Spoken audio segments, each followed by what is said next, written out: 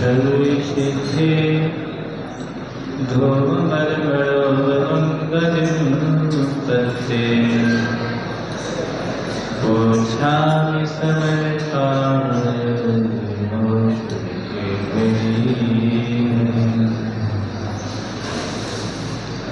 इंद्रियाणां त्रिभुवनजलमदलविशदलाकारं अन्ताते गुणानं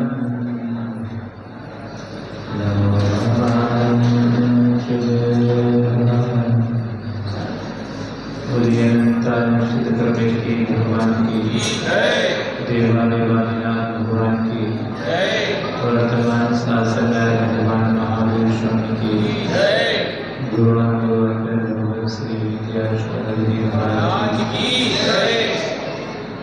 गुरुदेवाचार्य श्री आदर्श जी महाराज की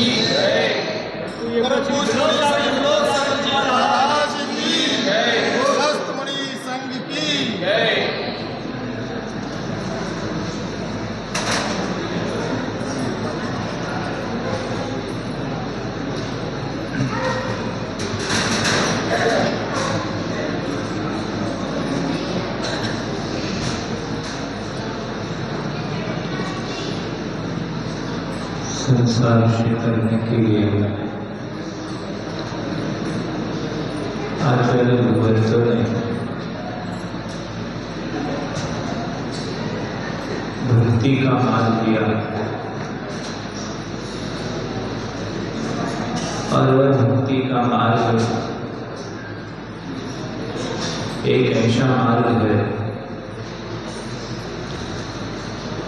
कि जिससे भगवान की भक्ति करके अपने आप के लिए भगवान जैसा बना देता है।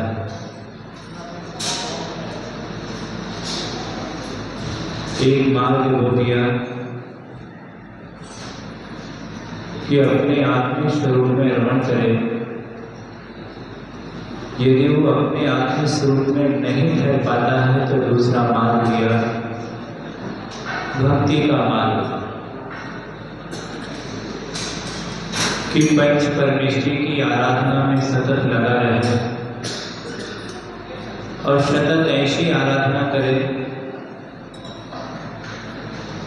कि साक्षात में भगवान की आराधना कर रहा हो, क्योंकि जैसी भावना होगी वैसा हमें सामने दिखाई देगा।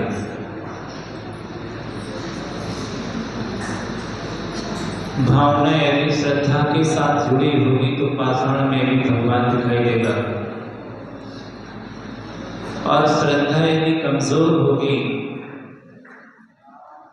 तो भगवान दिखना बहुत मुश्किल है। कहा जाता है कि पूज्यपाद स्वामी ने एक बहुत अच्छी बात लिखी कि एकापि समर्थेयं दुर्गतिं निवारयितुं। शिष्य ने पूछा कि संसार की दुर्गतियों से हमें मुक्ति कैसे मिलेगी? तब उन्होंने कहा कि संसार से मुक्ति पाने का एक ही मार्ग है, दुर्गति से तुम्हें मुक्ति हो सकती है, समर्थ है, वो है विनयत्र भगवान की भक्ति। और वह विनयत्र भगवान की भक्ति जब तुम्हारे द्वारा होगी और हम उस भक्ति में डूबेंगे तो भक्ति तुम्हें संसार से उभारने में समर्थ हो जाएगी, संसार के दुखों से बचा लेगी। संसार के दुखों से बचने के लिए हम जिनेंद्र भगवान के पास आते हैं, मंदिर आते हैं। जिन्हें संसार दुखरूप भाषित होने लगा, जिन्हें संसार असार भाषित होने लगा, उन्हें ही परमात्मा की शरण अच्छी लगती है, उन्हें ही परमात्मा की शरण में आना अच्छा लगता है। पर जिन्हें अभी संसार में कुछ सार दिखाई दे रहा है, वो संसार की ओर ही भाग रहे हैं।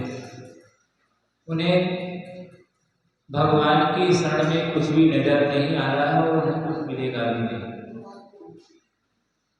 क्योंकि भगवान के प्रति आस्था विश्वास रखने वाले को ही कुछ मिल सकता है। तो इस तरह से हमारे लिए कि दुर्गति से बचने के लिए, पापों से बचने के लिए उन्होंने भक्ति का मार्ग लिया। क्योंकि हम शांत बैठ नहीं सकते, बिना प्रवृत्ति के बैठ नहीं सकते, तो उन्होंने कहा कि तुम्हें हिलना डुलने की आदत है, बोलने की आदत है, सोचने की आदत है, नाचने गाने की आदत है, तो इससे बेहतर होगा कि आप भगवान की भक्ति करो। जितना नाच सको उतना नाचना, जितना बोल सको उतना बोलना। ऐसा नाचना कि जिसको नाचने से संसार का नाचना ही बंद हो जाए। अभी नाचना आता नहीं हमारे लिए। सुनना तो ऐसा सुनना कि सुनने के बाद तुम्हें अब सुनने की जरूरत ही ना रह जाए। कुछ करना ही हो तो ऐसा कर लेना जिससे करने के बाद कुछ करने की आपके लिए आवश्यकता ही ना रह जाए।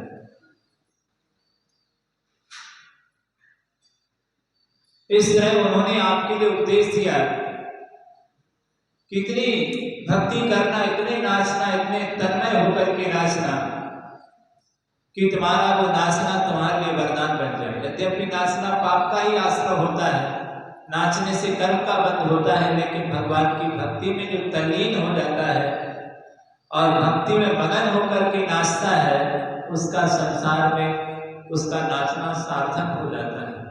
भगवान के सामने भक्ति में तल्लीन होने से उसके संसार का नाचना बंद हो जाता है। तो इस तरह से अपने उपयोग को बदल करके और ध्यान से भगवान की भक्ति करता है, सरागियों की भक्ति छोड़कर वीतरागी परमात्मा की भक्ति करता है, तन्मय हो जाता है, तो ऐसा वह वीतरागी भव्यात्मा अपने कर्मों का क्षय कर लेता है। सराग पूर्वक जो उसकी राग पूर्वक जो भक्ति है, यह राग उसे मुक्ति का कारण बन जाता है। क्योंकि ये किसी सरागी का राग नहीं है, ये किसी वीतरागी के प्रति किया गया राग है। देखिए, एक राग संसार में भी डालता है और एक राग संसार से भी निकालता है। ये वीतरागी भगवंतों के प्रति किया गया राग है, भगवान के प्रति किया गया राग है। ये उसे संसार से क्या कर लेता है, उभार लेता है। हमने भगवान का अभिषेक किया, इतना अच्छा आपने अभिषेक किया, भगवान का अभिषेक की बात आपसे क्यों कही गई कि भगवान का अभिषेक करना चाहिए, भगवान की पूजा करना चाहिए अपने द्रव्य से, कुछ अर्पण भी करना चाहिए भगवान के लिए, ऐसी बात क्यों कही गई? यद्यपि हमारे पास में कुछ है नहीं कि हम जिससे भगवान को अर्पण कर सकें, समर्पण कर सकें, क्योंकि जिस पद को उन्होंने प्राप्त कर लिया है, जिस महानतम ऊंचाई को उन्होंने छुआ है, उस ऊंचाई को का सम्मान करने के लिए, उनके गुणों का सम्मान करने के लिए, उनके पदों का सम्मान, पद का सम्मान करने के लिए हमारे पास ऐसी कोई भौतिक संपत्ति नहीं है जिससे हम उनका सम्मान कर सकें। फिर भी हमारे अंदर भाव आया है कि भगवान, हम आपका सम्मान करना चाहते हैं, आपको कुछ देना चाहते हैं। हम उनको क्या देंगे? उन्होंने सब कुछ दे दिया संसार के लिए। फिर भी हमारे अंदर भाव आया है कि हम आपको कुछ दे सकते हैं, आपकी कुछ सेवा कर सकते हैं। चारों गतियों में एक मानव है, एकमात्र मनुष्य है जो भगवान की आज्ञा का पालन करने की सामर्थ्य रखता है और भगवान को भी कुछ देता है। और अन्य गति के जीवों में इतनी सामर्थ्य नहीं है, सौधर्म भले वो पंचकणक बनाने का सौभाग्य प्राप्त करता हो, पर मंदिर जिनालय बनाने का सौभाग्य नहीं। उसका नहीं है कि वो कहीं पर जनालय बना दे, बदर बना दे। ये सौभाग्य मनुष्य गति के जीवों को मिलता है कि भगवान के परिचालना कराकर, प्रतिष्ठाएं कराकर भगवान को जिन वेदों की स्थापना करता है। ऐसा सौभाग्य स्वधर्मित्र को नहीं होता है। जो अपने के साथ साथ जिनालय, अपना घर बनाने के साथ साथ जिनालय बनाने की भी सामर्थ्य रखता है,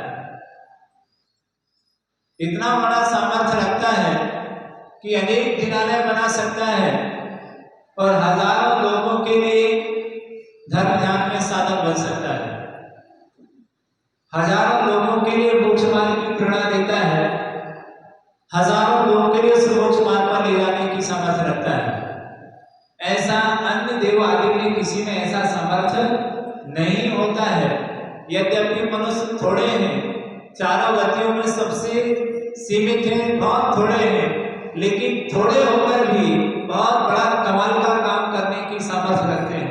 अल्प है तो क्या हुआ, इसकी भक्ति को, इसके सामर्थ्य को देख करके इसकी भक्ति से देवों के सिंहासन हिल जाते हैं।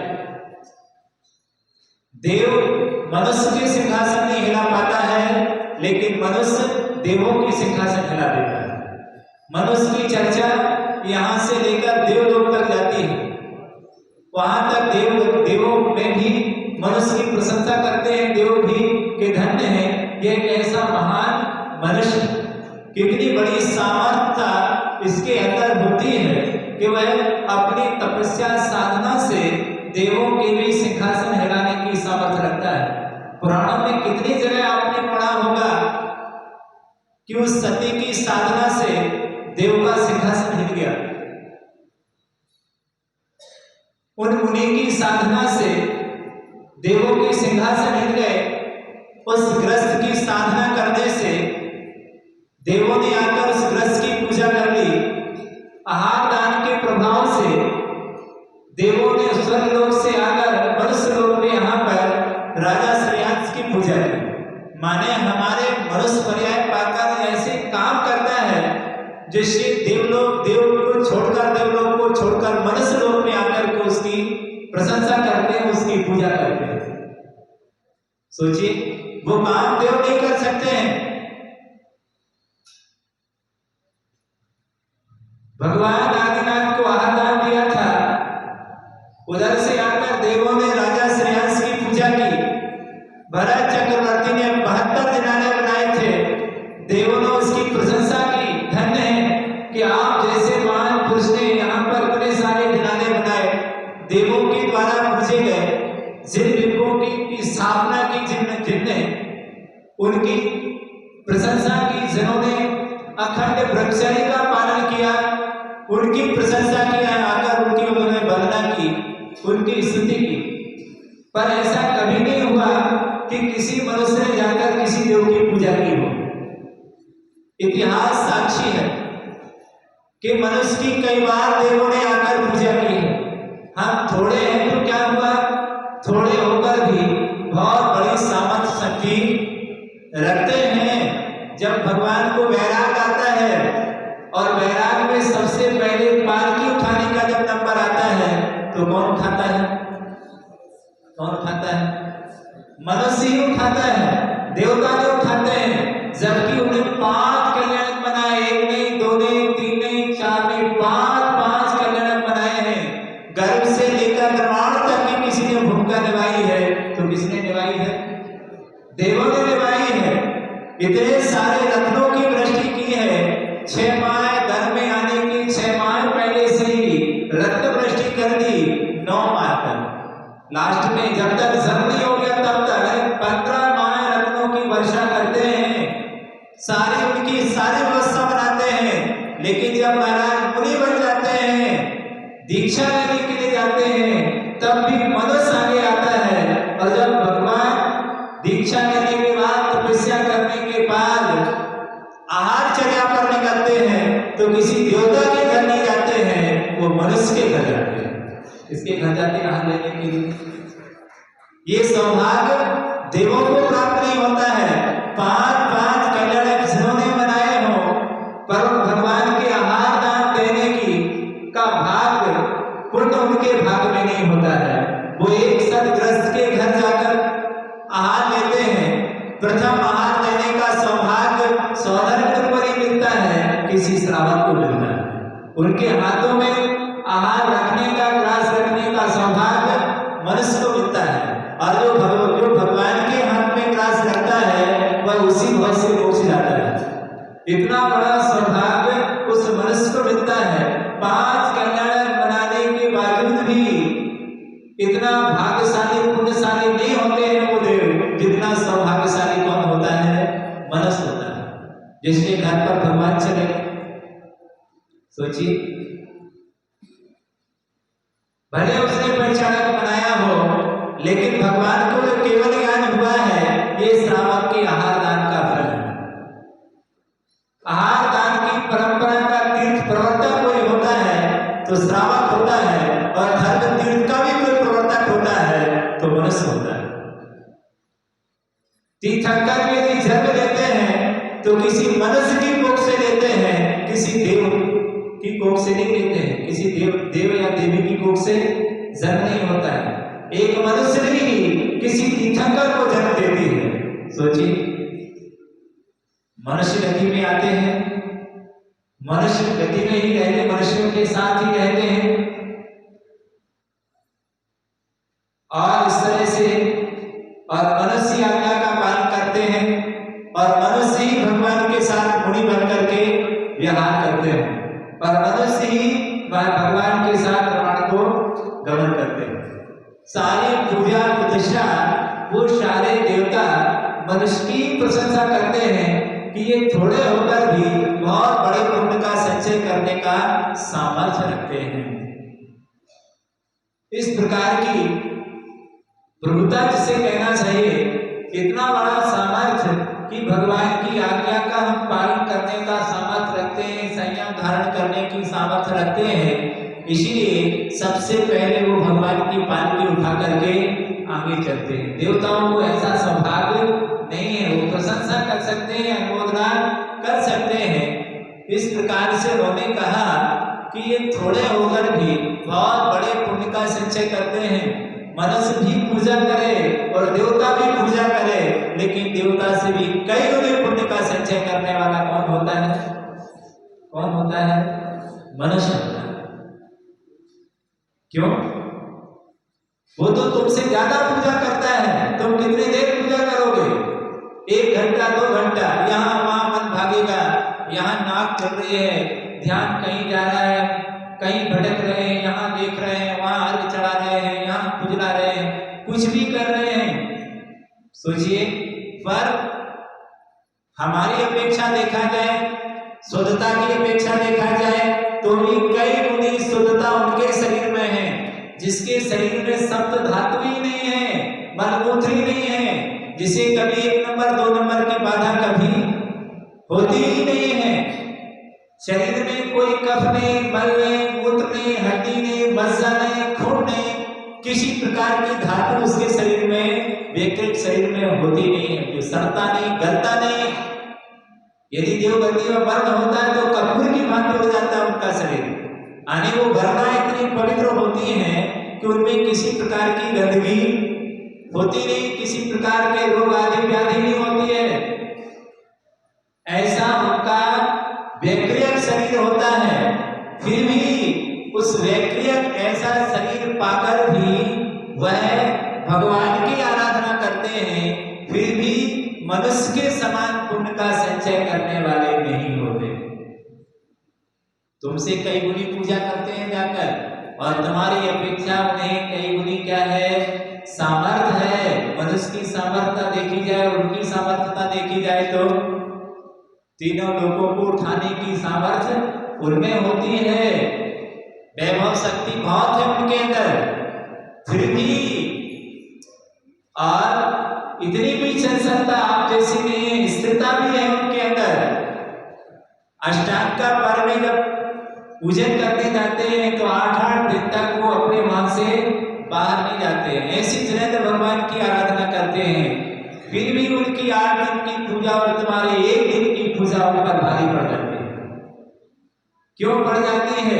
क्योंकि मनुष्य यहाँ पर अपना स्वयं पुरुषार्थ करता है, कमा करके अपनी द्रव्य से जरूर भगवान की पूजा करता है। वहां कोई कमा करके पूजा नहीं करता है, वहां कोई स्वधर्म कहीं कमाने नहीं जाता है। पुण्य के उदय से वहां पर जो आई हुई संपत्ति है, उसी संपत्ति से जो देवलोक में व्यवस्था बनाई गई है, उसी व्यवस्था के अनुकूल कल वृक्षों से संपत्ति पूजा की सामग्री मिल जाती है और उससे क्या कर देते हैं? पूजा कर देते हैं।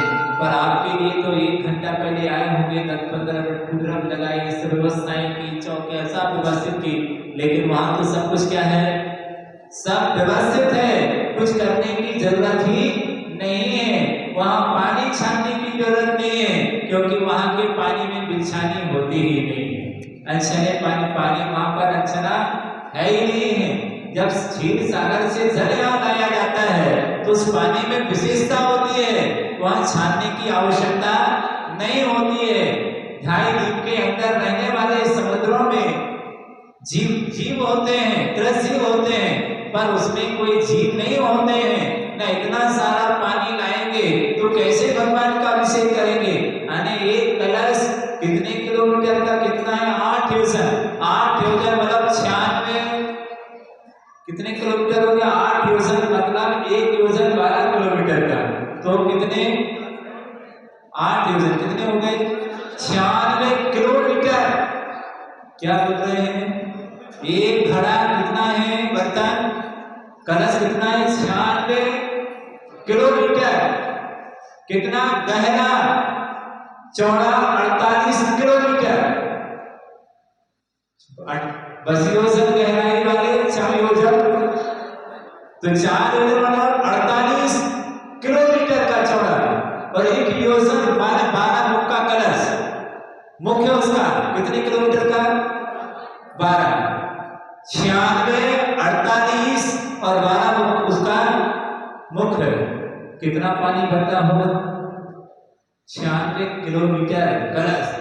कौन सा कुआं है जहां से तुम भर के लाओगे? उसके लिए कौन उठाएगा? उसके लिए इतना बड़ा आज तक कोई कुआं नहीं है जो 96 किलोमीटर गहरा हो। इतना विशाल, आपको काल्पनिक बात लग सकती है, क्या बातें कह रहे हैं। यदि 1 लोटा यहां लग जाएगा तो बाढ़ आ जाएगी, पता नहीं चलेगा। यदि उल्टा रख दिया जाए तो 12 किलोमीटर का एरिया क्या हो जाएगा? उसके अंदर आ जाएगा। यदि आप गिर जाओ धोखे से तो मक्खी की तरह दिखोगे नीचे। इतना विशाल कौन उठाएगा? ये देवलोक की महिमा है। क्षीर सागर से लाते हैं, इतना जल यहाँ नहीं मिलेगा आपसे करने के लिए। कहां से लाएंगे? कौन सी बावड़ी है? कौन सा नल कुआं है? कौन सा समुद्र है जहाँ इतना सारा पानी होगा? इतने विशाल जल का सरोवर वहां से लाता है। 1008 कलशों से भगवान का क्या करता है? थोड़े बहुत नहीं ढोलता है। कितने? 1008 कलश। अब सोच लीजिए कितना पानी उसमें भरता होगा। एक यहाँ गिरे तो बाढ़ आ जाए, मनुष्य की सामर्थ्य नहीं है कि वो उसको क्या कर सके? उठा सके। हमसे तो खाली नहीं उठेगा, भरे की बात तो दूरी है। रत्नमयी कलश है वो, सामान्य कलश नहीं है। ऐसे महान कलशों से उस पर भगवान का अभिषेक करता है। तो फिर भी हम यहाँ पर सामान्य कलशों से अभिषेक करते हैं, फिर भी उससे कई गुणे पुण्य का संचय कर लेते हैं। हमें सकती से होना ही यहाँ करी स्थापना। हमारे अंदर वो सामर्थ्य शक्ति नहीं है जो उन लोगों के पास होती है। इतनी सामर्थ्य शक्ति, फिर भी सामर्थ्य शक्ति वैसी नहीं है, फिर भी हम अपनी शक्ति का को नहीं छिपाते हुए क्या करते हैं?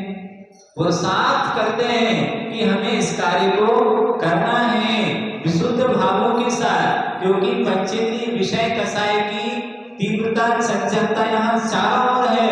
जरा भी कोई निमित्त मिलता है और परिणाम फिसकने में देर नहीं लगता है। वहां ऐसा नहीं है। कसाय की मदता है। इतनी तीव्र कसाय यहाँ पर जैसी है, ऐसी तीव्र कसाय वहां पर नहीं होती है। जरा जरा सी बातों में एक कोई शब्द कह दे, हमारे कानों में पड़ते ही हमारे अंदर सब कुछ क्या हो जाता है, बराबर हो जाता है। प्रणाम की स्थिति बड़ी विचित्र स्थिति बन जाती है, घटिया प्रणाम हो जाते हैं, तत्काल प्रणाम बिगड़ जाते हैं, संभालना बड़ा मुश्किल हो जाता है। कभी तो बढ़िया विशुद्ध बन जाते हैं, कभी जरा सा निमित्त मिलने पर फिसलते देर नहीं लगती है।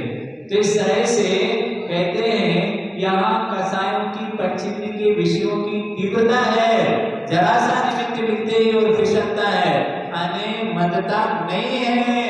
तो यहाँ इसलिए हर प्रकार की प्रतिकूलता है, शरीर में कई प्रकार के रोग हैं, कई प्रकार की आदि व्याधियां हैं, करने में प्रॉब्लम है।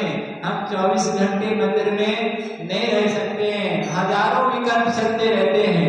तब उन्होंने कहा कि बहुत बड़ी गरीबी और मुसीबत की बात है यहाँ पर, इसलिए जितने देर पूजा करेगा भक्ति भाव से, उतना उसके लिए उत्कृष्ट पुण्य का क्या होगा, पुण्य का संचय करने वाला होता है। अपनी द्रव्य को लाया है, शौकृत द्रव्य लाया है, उपार्जन करके लाया है, चोरी करके नहीं लाया है, किसी को लूट घसूट कर नहीं लाया है, अपने विशुद्ध भावों के साथ कि भगवान मैं जो भी करूंगा मैं अपनी न्याय नीति से उपार्जित पुण्य से मैं आपकी आराधना करूंगा, हाथ दूंगा तो अपनी तरफ से दूंगा, मैं ये सारी व्यवस्था में स्वयं की उससे करूंगा। पर ये स्वभाव उन लोगों को नहीं है, स्वयं की वस्तु है नहीं है, तो दान कैसे हो जाएगा, दान तो स्वयं की वस्तु का होता है। इसलिए वो अनुमोदना करते हैं, आपके दान की अनुमोदना करते हैं, वहां से यहाँ आते हैं कि श्रावक दान देता है मनुष्य, और हम उसके दान की क्या करते हैं, अनुमोदना करते हैं। धन्य है, ये सौभाग्य हमें नहीं मिला, पर ये सौभाग्य तुम्हें मिल गया मंदिर बनाने का, जिनों की स्थापना करने का, मुनियों को आहार दान देने का, आदि आदि। तो ये सारा पुण्य मनुष्य अपने खाते में बना लेता है। और तीर्थंकर प्रकृति का बंध भले अनेक तीर्थंकरों के कल्याण मनाता हो, सौधर्मिंद्र सुन लीजिए, अपने जीवन में असंख्यात तीर्थंकरों का कल्याण मनाता है वो, लेकिन तीर्थंकर प्रकृति का बंध उसको नहीं होता। तीर्थंकर प्रकृति का बंध करने वाला मनुष्य होता है। कौन होता है, मनुष्य होता है। तीर्थंकर बनने वाला मनुष्य होता है। ये सौभाग्य इस मनुष्य को प्राप्त होता है, इतने बड़े पुण्य का संचय करने वाला ये होता है। इसलिए वह देवाभि प्रणमन्ते, देवता भी इसको क्या करते हैं, प्रणाम करते हैं, इसकी वंदना करते हैं, इसके सौभाग्य की सराहना करते हैं। नरकाया को सुरपति तर से सो दुर्लभ प्राणी, बहुत दुर्लभ है। ऐसी भावना वो अपने अंदर भाता है कि मैं भी मनुष्य बन जाता और मैं भी ऐसे कार्य करता जिससे अपने जीवन को सफल बना लेता। तो इस तरह हमें अपने उस पुण्य के अर्जन करने के लिए सतत दान की परंपरा को प्रवाहमान रूप से बनाए रखना चाहिए। ऐसा नहीं, हमारे पास जो सामर्थ्य है कीजिए, शक्ति बिना श्रद्धा धरे। कहा जाता है कि शक्ति के अनुकूल दान करना चाहिए, और ना सामर्थ्य ना हो तो क्या करना चाहिए, क्या करना चाहिए, अनुमोदना करना चाहिए। कृतकार्य अनुमोदना, जहां शक्ति है उतना काम करिए, और शक्ति ना बचे तो क्या करिए, अनुमोदना करिए। शक्ति को मत छिपाइए, शक्ति को बनाए रखिए कि भगवान मैं इस कार्य को कर सकूं, ऐसा सामर्थ्य मेरे अंदर आ जाए। हो सकता है तुम्हारे थोड़े से कार्य करने से हजारों लोग धर्म ध्यान में लग जाए, हजारों लोगों की धर्म प्रभावना हो जाए। आपकी प्रभावना तीर्थंकर जैसी प्रकृति के बंध में कारण होगी। आप मंदिर जाते हैं, आप क्या समझते हैं, आपके मंदिर जाने से हजारों लोग पुण्य का संचय करते हैं। आपके मंदिर जाने से परंपरा बनी हुई है। आपके अभिषेक करने से, भले लोग अभिषेक नहीं करते होंगे, लेकिन आपको देखकर मन में अनुमोदना करते होंगे कि मुझे भी भगवान का क्या करना चाहिए, अभिषेक करना चाहिए। आपके मंदिर जाते हुए आपके हाथों में द्रव्य, आपके हाथों में देख करके कई लोग आपके उस भाव की प्रशंसा करते होंगे। उनके अंदर भी भाव आता होगा कि मुझे भी क्या करना चाहिए, मंदिर जाना चाहिए। क्रिया हो रही है, इस क्रिया को देख करके अनेक लोगों के अंदर भाव आते हैं कि मैं भी क्या करूं, मैं भी मंदिर जाऊं, मैं भी अभिषेक करूं। तुम्हारे अभिषेक को देखकर एक माँ कहती है अपने बेटे से कि तुम्हारे लिए भी मंदिर जाना चाहिए, क्योंकि वहां एक बच्चा भगवान का अभिषेक कर रहा था, वहां लोग अभिषेक कर रहे हैं। एक बहन अपने भाई से बोलती है, एक पत्नी अपने पति से बोलती है, कितने अच्छे लोग, इतने सारे लोग अभिषेक करते हैं, तो मैं भी जाना चाहिए। अरे तुम्हारी एक साथ अभिषेक करने की जो परंपरा है, ये धर्म की प्रभावना में चार चांद लगा रही है। क्या लगा रही है? प्रभावना नहीं हो रही है, क्या बहुत बड़ी प्रभावना हो रही है। इतने सारे लोग मान लीजिए इससे भी हजार लोग अभिषेक करते और एक साथ नहीं करते, कोई इस वेदी में कर जाता, कोई वहां कर जाता, कोई ऊपर कर जाता, कोई यहाँ, पता ही ना चलता कि कितने लोग क्या करते हैं। यहाँ पर अभिषेक करते हैं और उससे कोई विशेष प्रभावना ना होती, लेकिन जब एक साथ 500 लोग खड़े होकर के जब भगवान का अभिषेक करते हैं, उसकी प्रभावना अलग ही होती है। देखने वालों को भी अनुमोदना करते हैं, सुनने वाले भी खुश होते हैं, देखने वाले भी खुश होते हैं। कितने सारे लोग भगवान का अभिषेक कर रहे हैं, उसको देख करके भीड़ को क्या कर देती है, अपनी ओर खींच लेती है। अब महावीर हरिनाथ जयंती थी, सारे लोग कह रहे थे हमको अभिषेक करने जाना, तो माहौल बन गया कि नहीं बन गया? वो लोग भी आए, लोग शायद हो सकता है परीक्षण के बाद आए, बदलिया बानिया परवनिया कई पर्वों में आ जाए तो आ जाए, वो लोग भी कम से कम माहौल बनता है कि भगवान का अभिषेक करना है। सारे लोग कहें हमें कल सबको अभिषेक करना, हमें जाना है, हमें जाना है, तो सबकी मानसिकता बनने लग गई, क्योंकि सब बोल रहे हैं कि जाना है, सब करना है, हमें करना है। ये करने से अपने आप धर्म की प्रभावना होने लग जाती है, भीड़ खींचती है।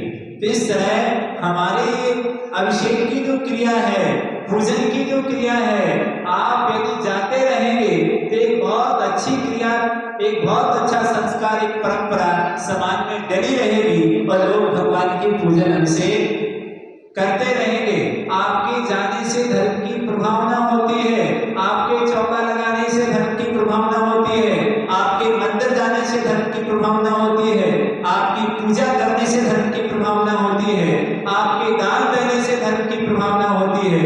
भले उसने 1 रुपया दिया है, लेकिन 1 रुपया दान छोटे और बड़े से नहीं है, दान तो दान होता है। 1 रुपया भी प्रशंसा के योग है और 1 लाख भी प्रशंसा के योग है। ऐसा नहीं है कि उसने 1 रुपया दिया है तो निंदा के योग है, नहीं, 1 रुपया भी उतने ही प्रशंसा के योग है जितने 1 लाख रुपया प्रशंसा के योग है।